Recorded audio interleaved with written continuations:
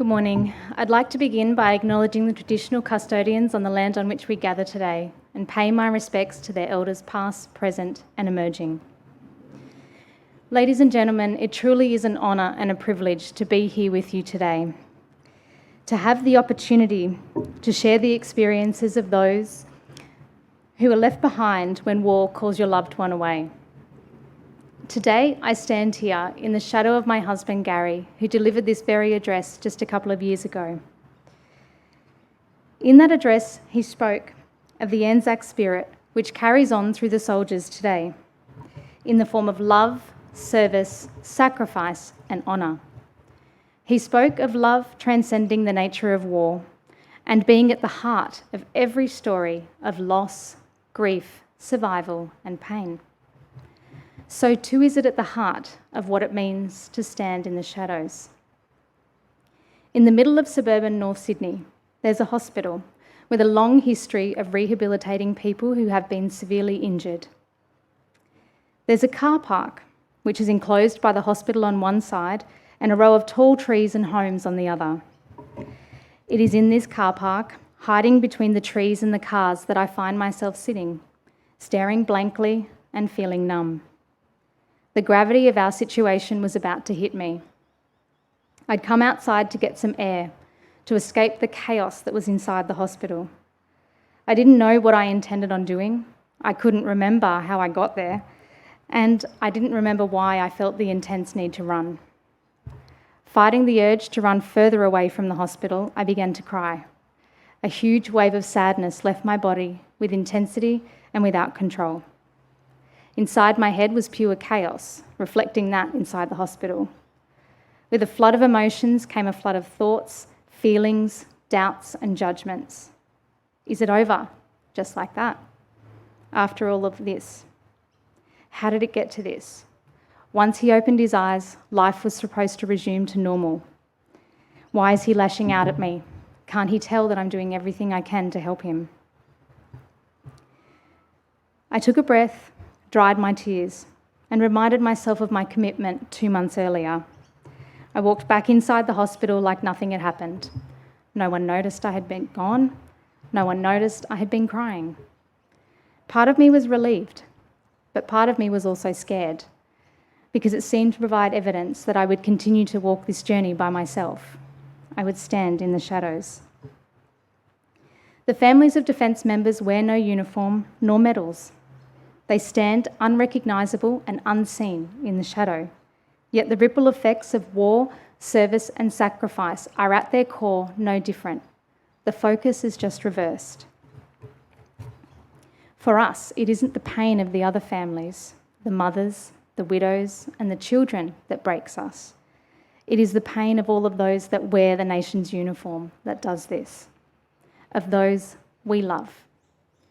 Veterans' families are strong, resilient, fiercely protective and proud. While families are as much a part of the ANZAC story and spirit as the ANZACs and veterans themselves, much less is known nor understood about their experiences. The ripple effects of military service are largely unseen and unspoken. Why? Because simply put, some experiences are just too raw. We count the number of veterans who are impacted by their service, but we don't count the number of relationships that break down. We don't count the number of families torn apart, the women and children subjected to violence, the rate of mental illness, the intergenerational trauma, and the list goes on. While I consider myself very lucky to have not experienced the pure darkness that can descend on a family and a spouse following war and war injuries, I've had my fair share of challenges. My husband Gary is an Army veteran with 20 years service. He was lucky to serve this nation in war and return with his life. A war that was almost 12,000 kilometres away, but a war that came to my door nonetheless. With one phone call, I experienced pain and fear like never before. With senior members of the 2nd Commando Regiment at my house and looking for me, I expected the worst. I expected them to tell me that Gary had been killed. Gary had been involved in a Black Hawk accident, the same accident that had killed three Australian soldiers and wounded 6 others. With severe brain injuries, at the time he was given just a 4% chance of survival. At the time, I didn't know this. At the time, I didn't know that they were waiting for a phone call from Afghanistan to tell me that Gary had passed away. At the time, my youth and naivety protected me. The fact that he was alive gave me hope, and it gave me a reason to believe there was a chance.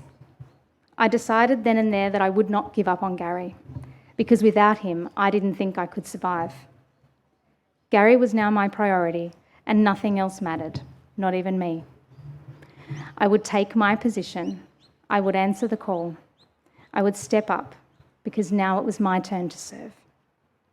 In the days, weeks, months, and years following the incident, I was surrounded by people trying their very best to help and support me, but I didn't let them, because I couldn't. I was scared that letting them would see me break, lose my composure, and God forbid, cry. It felt much safer to keep pushing forward and to keep hiding my pain, mainly because I thought I had no reason to be in pain. I'd not seen what Gary and his mates had. I'd not lost what they had. And while denying my own pain helped me keep moving forward and focus on Gary, eventually I stopped moving. The chaos settled, and all of the emotions I was ignoring came out with explosive force. Haunted by the thoughts and feelings that I packed away in the car park that day, haunted by the memories of pain, grief, and loss, I, like so many of Gary's mates, was now a statistic. Though my illness wasn't counted like theirs, my illness existed only in the shadows. In the 11 years now since this incident, I've learnt that though I might stand in the shadows, I'm certainly not alone. There are many, many more women, men, and children just like me who bear their own burdens of war and whose service and sacrifice goes largely unspoken. In the shadow, we stand together, quiet and proud, knowing that what we do in service of this nation matters. We need no light, for it is the service of our loved ones that lights us up and makes us proud. And it is their sacrifices that brings tears to our eyes. It is our love for them that binds us together, motivates us to protect not only the person we love, but all of those that wear this nation's uniform. That is our job. That is what we signed up for. This life is not easy. This life is hard. I didn't choose this life, but he stole my heart. I have suffered, I have gained, I have cried, and I've been ashamed. But I've also laughed, and I've grown, and I've gained a new family of my own. In my soldier's shadow I stand, ready, willing, and able to hold his hand. I am grateful for this life, despite the pain, and when I reflect on what I've gained, I'm glad that I got to know the soldier with no name, lest we forget.